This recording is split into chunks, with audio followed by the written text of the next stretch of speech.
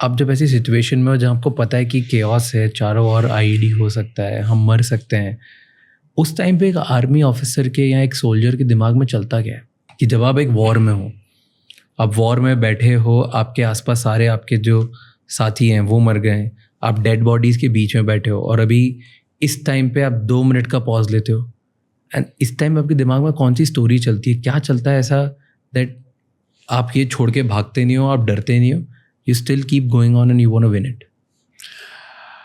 Excellent. First of all जो आपकी training है वो एक बहुत इंपॉर्टेंट हिस्सा इसमें बनती है। You are trained to continue to act, to continue to do things. ठीक है, आप पैरालाइज नहीं होते क्योंकि आपने एक एसओपी, एक प्रोसीजर, एक ड्रिल सीखी हुई है कि ये होगा तो ये करना है, ये होगा तो ये करना है, तो वो आपकी प्रोसेस बंद नहीं होगा वो होना। दूसरा मेरा ये मानना है, और एक सैम मैनेकशॉ की एक बड़ी कमाल की कहानी भी है, वो we can talk about later अगर ज़रूरत पड़ी, मैं उनसे पर्सनली मिला हुआ हूँ, कि डर सबको लगता है 100%, पर शायद आर्मी का कल्चर आपको एक बात सिखाता है जो सब सीख सकते हैं, डरना बुरा नहीं है, डर दिखाना बुरा है। आप डर दिखाओ मत, आपके दिल में डर है, force yourself to act brave. उससे 2 चीज़ें होती हैं, एक आपका माइंड ऐसे सिग्नल आपकी बॉडी को भेजता है कि आप धीरे धीरे यू स्टार्ट फीलिंग ब्रेव। ठीक है, ऐसा नहीं है कि आर्मी में लोग ज़्यादा ब्रेव हैं और बाहर लोग ब्रेव नहीं होते, ऐसा कुछ नहीं है। ठीक है, मैं तो I don't count myself among the brave people at all, लेकिन you have to act brave and then you start feeling brave. The second is when you do this, आपके आसपास के लोग काम हो जाते हैं। जब लीडर काम रहता है तो एवरीबडी बिकम्स काम and it helps achieving a result. पर जो तीसरी बात आपने कही वो बड़ी परसेप्टिव बात है, स्टोरीज की। हमारी हर ऑर्गेनाइजेशन की कल्चर और स्टोरीज एक बहुत इंपॉर्टेंट चीज़ है जो मेरी नज़र में कॉर्पोरेट वर्ल्ड नहीं समझता। देखिए, फौज के कल्चर कई तरीके से बनता है, उसमें से एक है कहानियाँ। हम बार पे बैठते हैं, ड्रिंक करते हैं, हम बातें करते हैं, मेरी यूनिट ने किया था, मेरी पलटन ने वो किया, तब ऐसे हुआ था। यहाँ पे मैंने आपकी पुरानी पॉडकास्ट देखी हैं, जनरल दुआ जो बड़े अच्छे मित्र हैं मेरे और बड़े अकम्प्लिश सोल्जर हैं, उन्होंने भी कहानियाँ सुनाई आपको। मैं भी कहानियाँ सुना रहा हूँ। उसके अलावा हम वॉर मेमोरियल बनाते हैं, म्यूजियम बनाते हैं, अपनी हिस्ट्री लिखते हैं, वॉर डायरी लिखते हैं, सब कहानियाँ हैं। वो कहानियाँ धीरे धीरे हमें एक सेंस ऑफ प्राइड देती हैं जो मन में पक्का यकीन लाता है कि हमने हारना नहीं है। कारगिल में 2 राजरिफ ने तोलोलिंग पे कब्जा किया था, उसमें काफ़ी कैजुअलिटीज हुई उनकी। उस कब्जे करने के 1-2 हफ्ते के बाद उनको फिर ऑर्डर मिला कि एक और जगह है जहाँ पे पाकिस्तानी बैठे हैं, लोन हिल, उसको कैप्चर करो। उस अटैक के लीडर थे मेजर मोहित सक्सेना। जब ये लोग रात के अंधेरे में चढ़ाई शुरू की तो बिल्कुल सीधी चढ़ाई थी, चढ़ना बड़ा मुश्किल था। उसमें एक यंग ऑफिसर था, उसका बड़ा लंबा नाम है, मैं ले नहीं पाता, यूनिट में भी कोई ले नहीं पाता था, उसको बोलते थे कैप्टन नेम्बू। वो नागा ऑफिसर था। उसने कहा मैं जाऊँगा ऊपर पहले, तो उसने 3-4 जवानों के साथ चढ़ना शुरू किया। उसको भी मुश्किल था चढ़ना, उसने अपने जूते भी उतार दिए, नंगे पैर भी।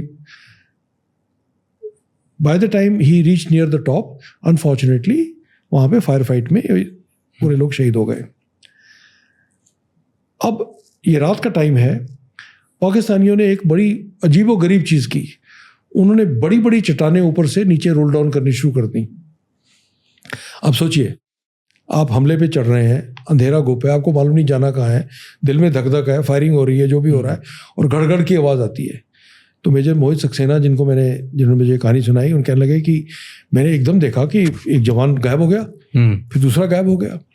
धीरे धीरे लड़के 100 फुट 50 फुट नीचे गिर रहे हैं, किसी की कमर टूट रही है, किसी की टांग टूट रही है, किसी का कुछ हो रहा है। थोड़ी देर के बाद बहुत सारी कैजुअलिटीज हो गई और मेजर मोहित सक्सेना और थोड़े से लोग रह गए। उन्होंने अपने सीओ से बात की, सीओ ने कुछ लोग और भेजे उनकी मदद के लिए। मोहित सक्सेना ने अपना अटैक छोड़ा और वो कैजुअलिटीज़ के पास जाके देखने लगे, कोई रो रहा है, कोई चिल्ला रहा है दर्द से, किसी को मॉर्फिन इंजेक्शन दिया जा रहा है अंधेरे में। तो मैंने मोहित से पूछा, मैंने कहा ये बताओ उस टाइम पे तुम्हारे दिमाग में क्या चल रहा था? वही सवाल जो आपने मुझसे पूछा। कहने लगे सर सच बात ये है, कोई रास्ता दिख नहीं रहा था, जो मेन ट्रूप से वही खत्म हो गए थे। लेकिन कहानी जो मेरे दिल में आ रही थी बार बार कि टू राजरिफ में जब भी हम बात करते हैं हम ये कहते हैं टू राजरिफ 175 साल में कोई लड़ाई हारी नहीं, बस यही बात आ रही थी। और मैंने कहा ये मेरे से शुरू नहीं होगा। So they still climbed, they still captured तोलो link in spite of all this. This is the power of the narrative, a power of the story that gives you self-belief. आज जब इंडिया की टीम खेलती है, belief है ना हम सब में, हमारे 50 कहानियां हैं, हमें पता है हरा देंगे, हरा सकते हैं। सूर्य कुमार यादव अभी भी ऐसा कैच पकड़ेगा कि हम हरा देंगे, isn't it? So आर्मी में this is a tradition and that was the power of the story that possibly led this officer, who is now a brigadier, to capture. So, narrative which you play in your head is very important. Is very important. So, I heard a quote which is very good. Here's a lovely thing about confidence. Nobody knows when it's fake and when it's real.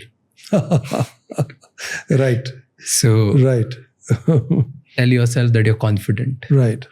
Because whether it's real or fake, you don't know, the other person doesn't know, nobody in the room knows. Right.